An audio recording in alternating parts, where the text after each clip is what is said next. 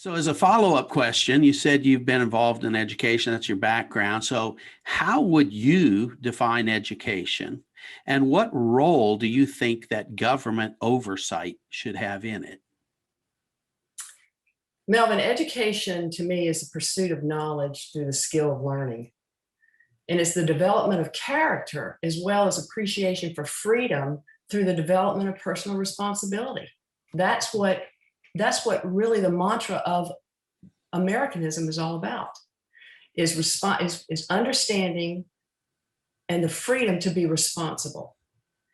And so to me, that's what education is. The role of government is very unique in education. It's it's government, state driven, so it's state government. But government has a very strong interest in educating its population of the state for the economy, to drive the state's economy. Therefore, there's a compelling interest in the states to have public education. Now, public education has to be paid for by tax dollars. So we are all stakeholders in our public education system in every single state. But that does not mean that we can't have private schools and other schools. The issue, I think, in today's understanding of public education is a one size fits all. And that, well, I have seen through starting the charter school system in the state, is not the case. One size does not fit all.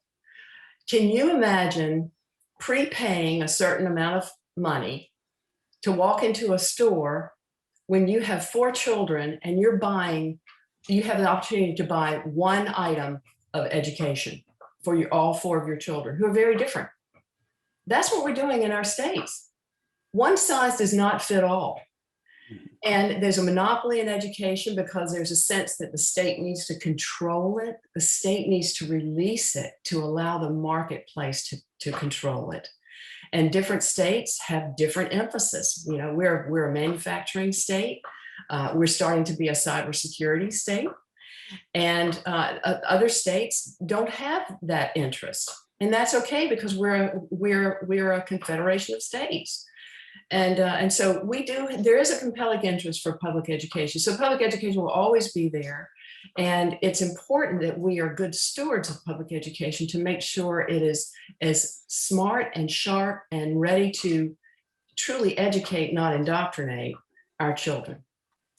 So, I think what I'm hearing you say is the role of the state or the role of the government is to ensure that the workforce needs are met so that the state, the communities, the economy, the society can flourish.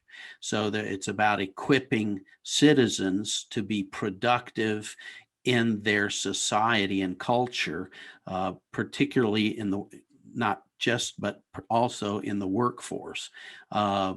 But what I'm hearing you say is that too often that is a monopoly focus, but you believe it can be improved by turning it loose and empowering more options in education, so to speak, free markets.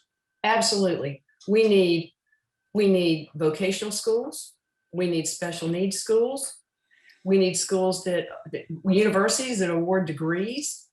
We need various emphasis in our K-12 schools, because you know what? We're not robotrons, we're people, and we all have different interests and we all have different acumens. There are a lot of people that don't want to go to college. They want to go to a trade school. We need good trade schools. So years ago when I was on the State Board of Education, we got rid of most of our trade schools because everyone was being pushed to college. And that was so wrong. Mm-hmm. And so what happened? A lot of those folks bailed out of the K-12 schools, didn't graduate from high school, and went on to try and be an electrician when they didn't know where to go, or be a plumber. And those folks are sharp, they're smart, they run their own businesses, and they're needed in the country. Yeah. So a one size fits all never works.